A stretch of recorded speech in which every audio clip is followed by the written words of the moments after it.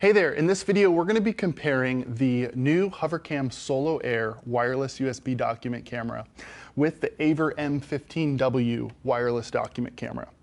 So in this video we are going to plug both of these cameras in, explore their various connectivity models, and we have two similar laptops. Actually, these are the exact same laptop, so that we can give them a fair fight when we plug them in and compare their image, compare the setup process. And we have a big screen TV here that we're going to be able to look really close at the details and see the difference between the HoverCam Solo Air and the Aver M15W. And before we jump in and get these cameras plugged in, let's talk about some of the similarities and differences from the outside. Both cameras have USB, so you could plug them in with a wired USB cable to a computer, PC, Mac, or Chromebook, although most people wouldn't use that feature because they invested in a wireless document camera, so they're going to use the wireless feature. But they also have a physical HDMI port so that you could plug these cameras directly into an HDMI TV, projector, interactive flat panel.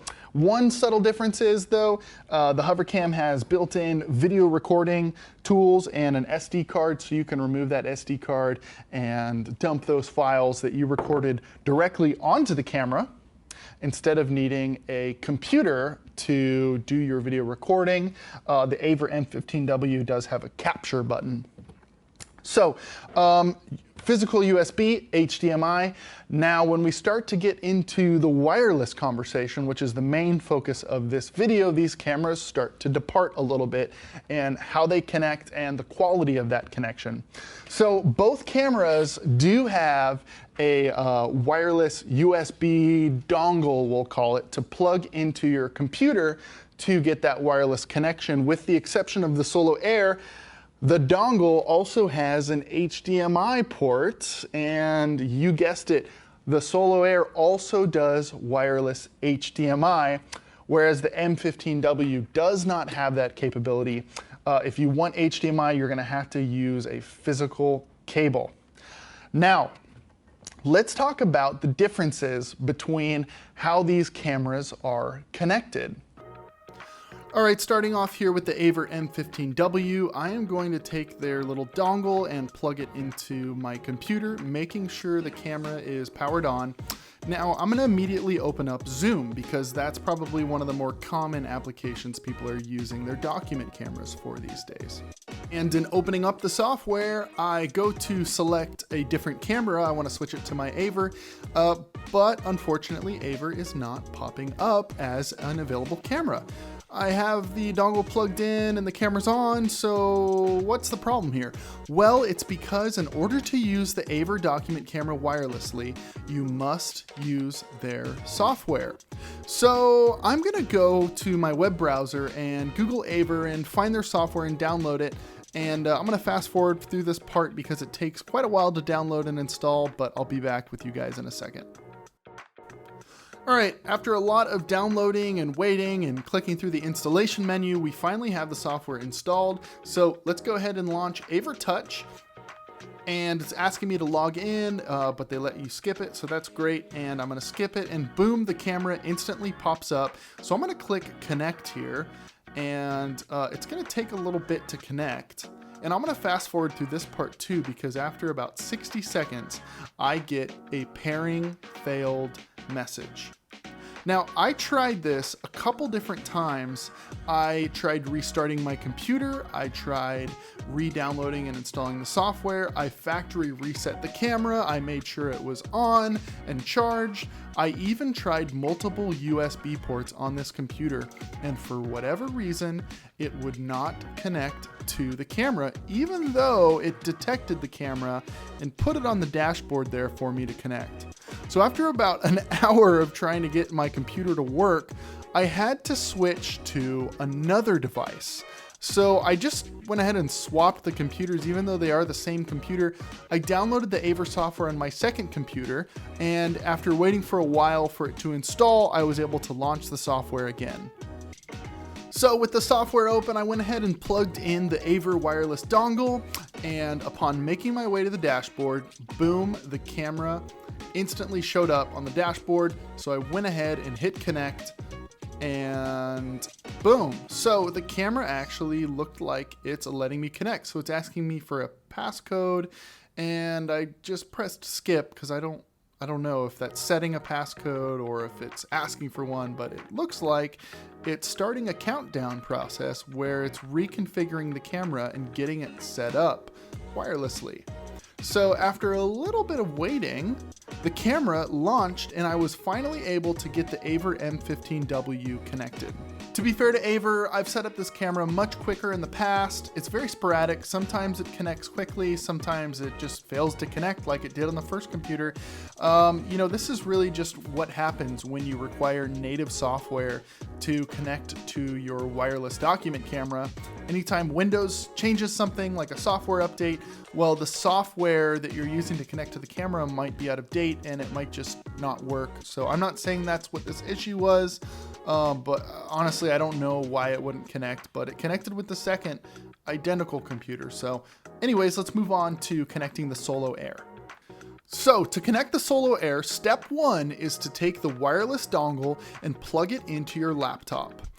Now, step two is, well, there is no step two actually. There's no drivers to install, no software to download.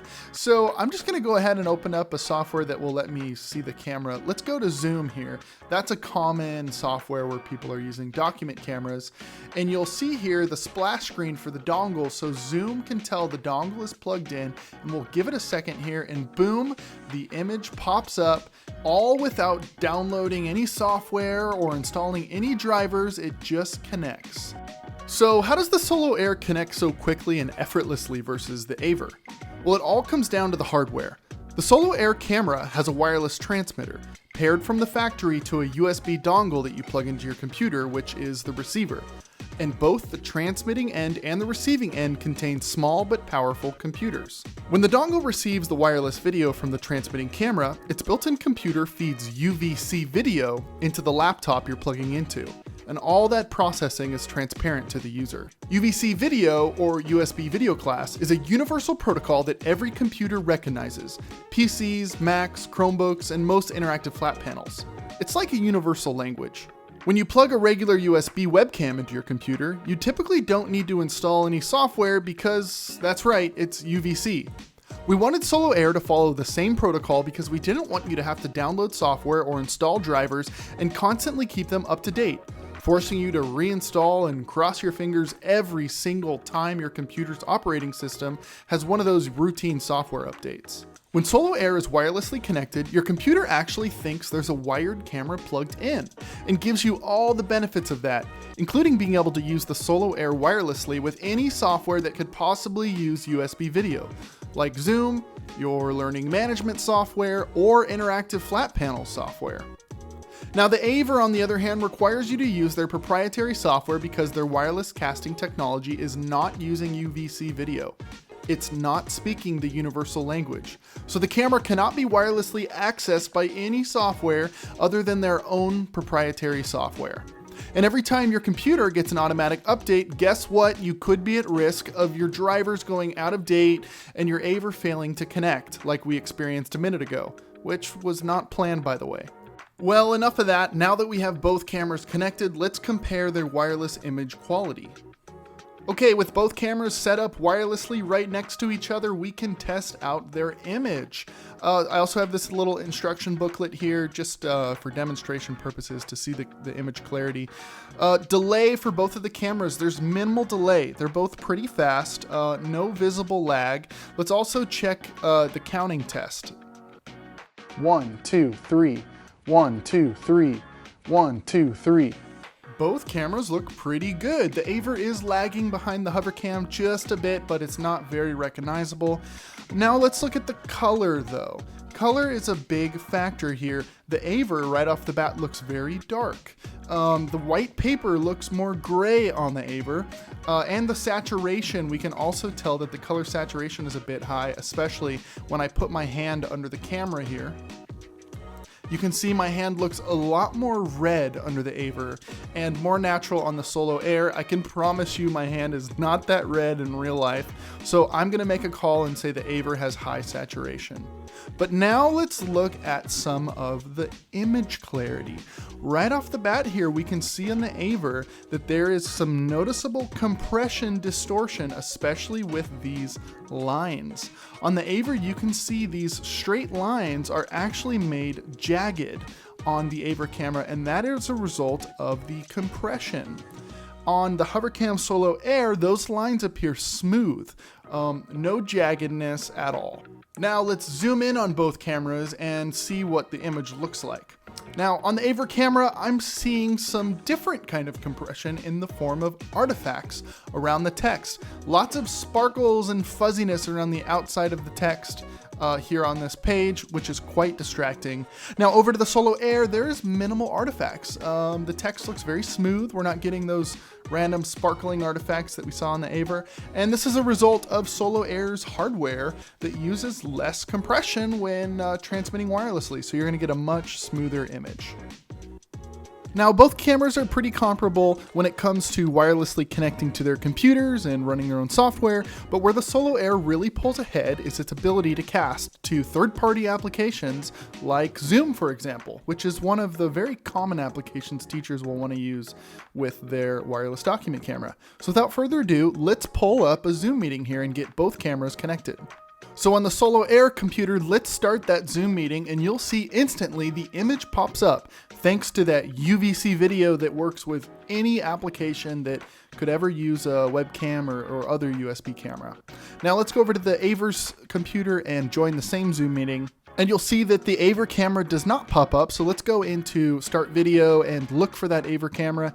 And again, we'll see that there is no Aver camera listed there because they do not use UVC video. So it is incompatible with any other program except for their own. So what we're gonna have to do here is open up Aver's software and share our screen to see the camera image. That is the current workaround that I'm aware of. All right, now with the Aver camera image up and running through screen sharing on Zoom here, we can see a significant amount of lag and delay, choppy video, a big drop in frame rate. Let's do the counting test to check that out real quick. 1, 2, 3, 1, 2, 3. Tons of lag and delay there in the counting test, huge drop in frame rate. And this is because we are using Zoom's screen sharing feature. As far as I know, that is the only workaround to get the Aver's video up in a Zoom meeting or any third-party application that has screen sharing. That's probably what you're gonna have to do. And even with hardware acceleration turned on this computer and all the right settings selected, the Aver is still lagging behind the Solo Air, which let's go to the Solo Air and check out the image clarity there on Zoom. Looking at the other computer, which would represent the student side, we are seeing a very smooth, high quality video here with minimal lag and delay. Let's do the counting test on the Solo Air. 1, 2, 3, 1, 2, 3. And you saw it here first, folks. The Solo Air's video is smooth with minimal lag, minimal delay, no choppiness, and no loss in frames. The students on the other end are gonna see a crystal clear video, and the setup was so easy. All you do is just plug the dongle into the computer and you launch Zoom, and that camera will be available right there in the start video options. No need to run any software, no need to share your screen or install any drivers. And because the wireless casting is just UVC video, you could use the Solo Air wirelessly with any computing device that accepts USB video. For instance, this interactive flat panel is Android based, and all I did was download a generic camera app, connect the Solo Air dongle to the USB port, and after a couple seconds it fires up and we're wirelessly casting. So this has implications into your learning management systems. If you're using interactive flat panel software that has a document camera function where you can pull up a document camera, rest assured you can connect Solo Air's dongle to the IFP, and now you're connecting and casting wirelessly to that IFP, something you can't do with the Aver. Lastly, it's worth noting that while Solo Air is configured in point-to-point mode right out of the box, it could also be configured to connect to an access point if you prefer for it to exist on your school's network. So at the end of the day, Solo Air is the world's only wireless USB UVC document camera, and it outclasses the M15W in every way. For more questions or a live demo, please contact us.